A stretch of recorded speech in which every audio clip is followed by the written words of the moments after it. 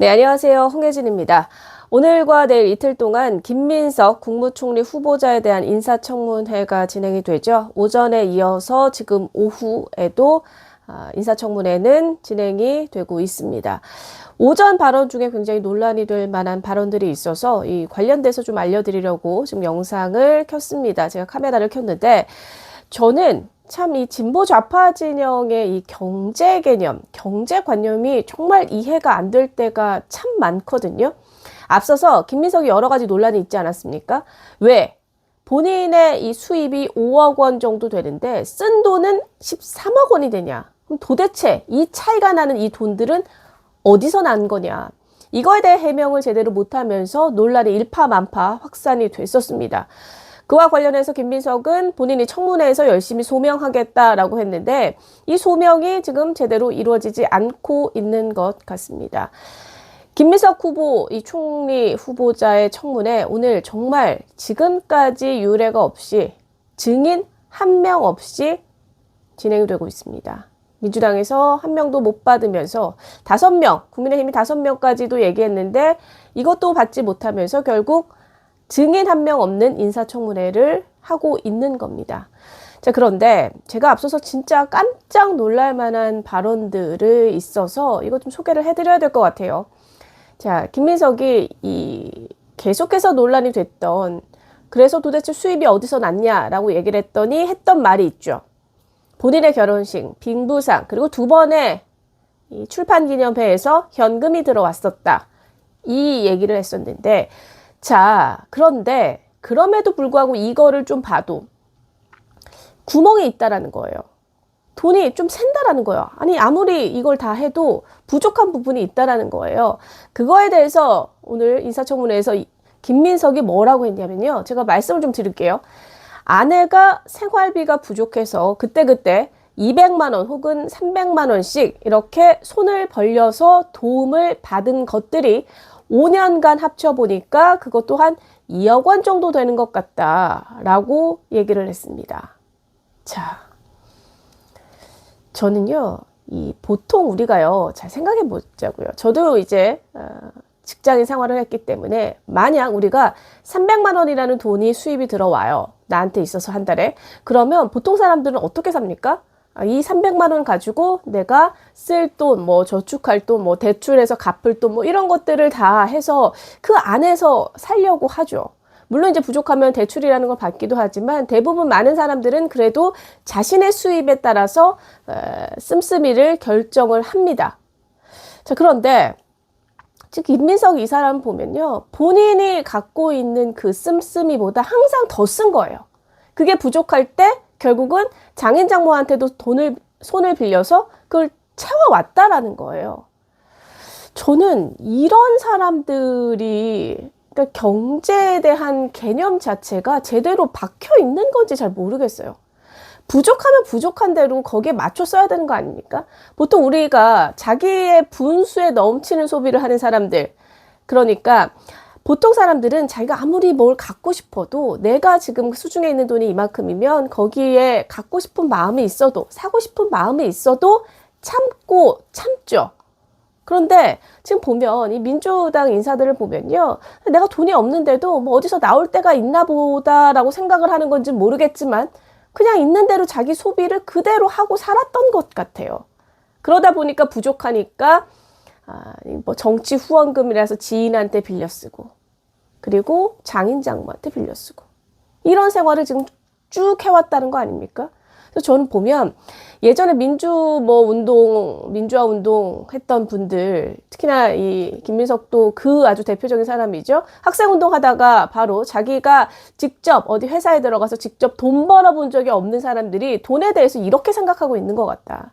자, 여러분 생각을 해봅시다. 만약에 내 남편이, 내 아빠가, 내 이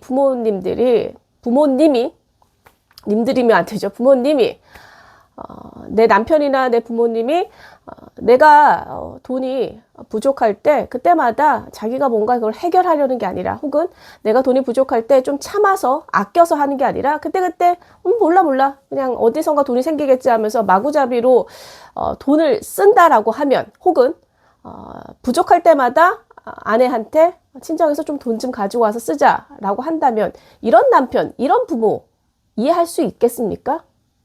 저는 그런 것을 이해할 수 있는 우리나라 국민들은 많지 않을 거라고 생각합니다.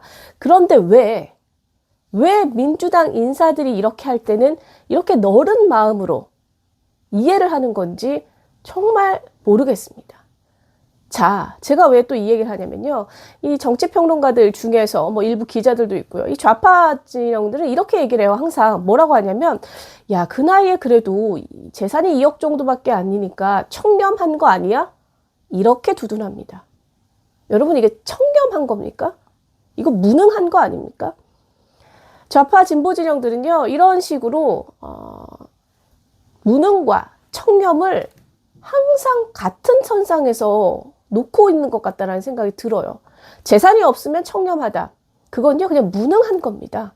정말 이걸 헷갈려서 마치 그렇게 국민들한테 호도 좀 안 했으면 좋겠어요. 제가 이번에 김민석 사태를 보면서도 너무너무 기가 막힌 부분들이 바로 그 지점들이거든요. 이렇게 살아온 사람들, 대표적인 게 과거에 제가 방송에서도 여러 번 얘기했는데 고 박원순 전 서울시장.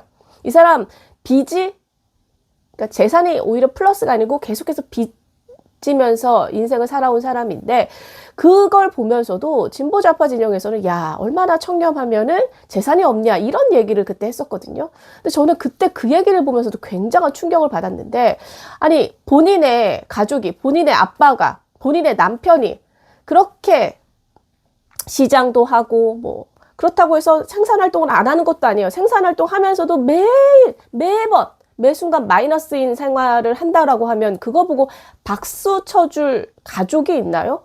만약에 내 가족이라면 저는 그거 박수 쳐줄 가족 없다라고 생각하거든요. 아니 어떻게 생활을 했길래 계속해서 마이너스냔 말이에요. 그건 본인이 그 가정 자체에 돈을 제대로 굴리지 못했기 때문에, 제대로 계획적으로 쓰지 못했기 때문에 발생한 거 아닙니까? 근데 그걸 굉장하게 뭔가 대단한 것을 한 것처럼 박수를 쳐주고 있는 그 모습이 저는 이해를 하기가 굉장히 어렵다라는 거죠. 근데 지금 진보 진영이 대체로 그런 얘기, 그런 모습들을 보이고 있다라는 겁니다. 그래서 이런 사람이 정말 국무총리가 되면 나라 돈도 어떻게 생각할까? 아니 자기 주머니에 들어오는 돈도 이렇게 생각하는데 완전히 지금 주인 없는 돈, 세금을 어떻게 쓸까 더 걱정이 된다라는 겁니다. 자, 그 걱정이 되는 이 순간에 아주 제대로 그 걱정에 쐐기를 박는 말을 김민석이 또 합니다. 뭐라고 하냐면요. 자, 국가 채무 비율에 대해서 물어봅니다. 김민석에게 그 청문회에서 김희정 국민의힘 의원이 우리나라 국가 채무 비율이 어느 정도 되는지 아느냐라고 물었더니 여러분 김민석 총리 후보자가 뭐라고 한지 아십니까? 20에서 30% 정도 되는 거 아니냐라고 대답을 합니다. 국무총리가 되겠다라는 사람이 우리나라 국가 채무 비율조차도 모르고 있다라는 거, 이게 말이 됩니까? 이 얘기가 왜 나왔냐면요. 추경 때문에 나왔어요. 지금 1차 추경에서 지금 2차 추경하려고 하는데 2차 추경에 35조 예상하고 있는 거 아닙니까? 여기에는 이재명이 그렇게 강력하게 추진하는, 왜인지도 모르겠어요. 뭐 때문에 그렇게 추진하는지 모르겠지만 지역화폐, 지역사랑 상품권, 이 예산이 들어간 그 추경 때문에 이 얘기를 하는데, 김민석은 우리나라 국가 부채가 20에서 30%라고 했습니다. 우리나라 지금 국가 부채 40%가 넘은 지가 언젠데요.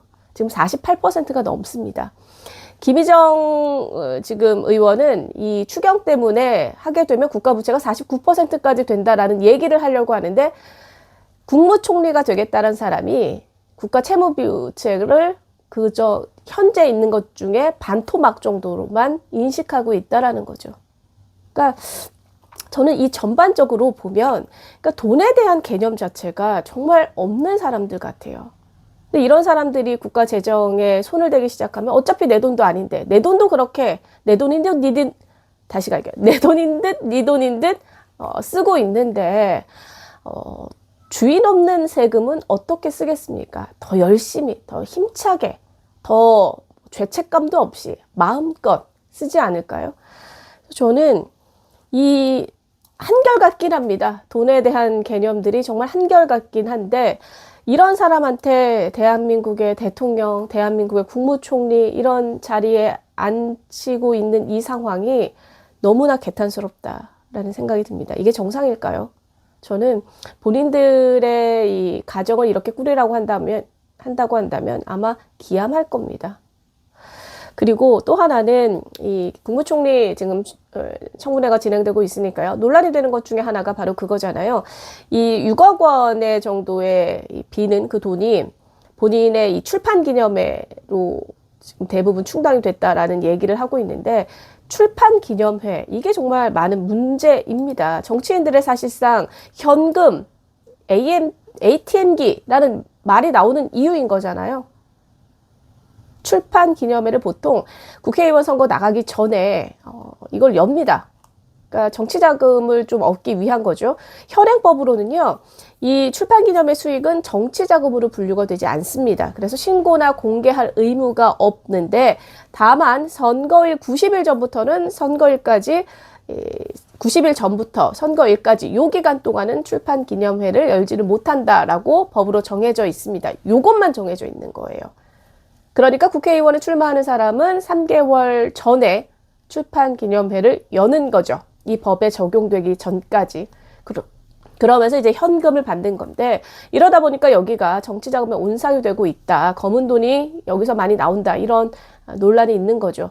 이에 대한 법 개정이 시급해 보입니다. 그래서 주진우 의원이 이 출판 기념에 대한 회계 처리 투명성을 강화하는 내용의 정치자금법 개정안을 발의를 했는데 일명 검은 봉투법입니다.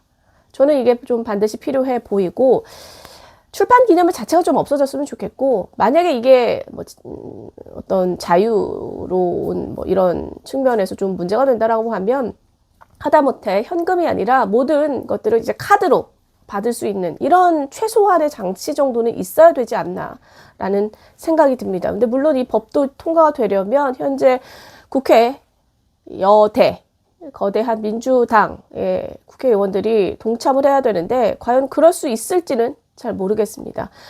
자, 어찌됐든 지금 김민석 총리 후보자 인사청문회 증인 한 명 없는 인사청문회가 오늘과 내일 이틀 동안 실시가 되고 김민석은 이 이틀만 버티면 자신은 총리가 되겠다라고 생각하면서 앞서서 정말 전례 없는 후보자가 정부 부처로부터 업무 보고를 받는 등 총리 놀이를 이미 시작을 했습니다. 문제 없겠죠. 원래 총리는 장관과 다르게 인사청문회를 통과하지 못하더라도 국회 인준이 필요합니다. 표결이 필요한데 여기도 뭐 이미 민주당 의석수가 하기 때문에 통과에 무리가 없습니다. 통과에 아무런 제약이 없습니다. 그래서 총리 될 겁니다. 지금 뭐 국민 여론만이 남았는데 아직까지 이재명을 지지하는 이 지지층들이 그래도 초반이기 때문에 김민석에 대해서 가져간다라고 한다면 지금 상황에서는 총리가 되는 건 자명해 보입니다. 그런데 우리가 막을 방법은 없습니다. 지금 어떠한 방법으로도 여론 말고는 막을 방법이 없는데 자 김민석의 이러한 논란에 대해서는 우리가 잘 봐야 될 것 같습니다. 1차적으로 경제 개념이 없는 사람, 남편으로서도 한 가정의 가장으로서도 자격이 없는 사실상 자격이 없는 사람을 대한민국의 국무총리로 앉히는 게 맞는지에 대한 생각들 이런 것들을 좀 해봐야 되지 않을까라는 생각이 듭니다. 분명한 지적 받아야 할 지점들 요거에 대해서 우리가 반드시 생각을 해야 되고 거기에 더해서 국무총리가 국가 부채 비율도 모르고 있는 이 상황, 이 사람의 이 경제 개념에 대한 무능, 무지 이 부분에 대해서 확실하게 우리가 짚고 넘어가야 되지 않을까라는 생각이 듭니다. 네, 혹시 내일 또 진행되는 인사청문회에서 우리가 챙겨봐야 할 부분들이 있다고 하면 제가 영상 또 제작해 보도록 하겠습니다. 네, 지금까지 홍혜진 TV였습니다.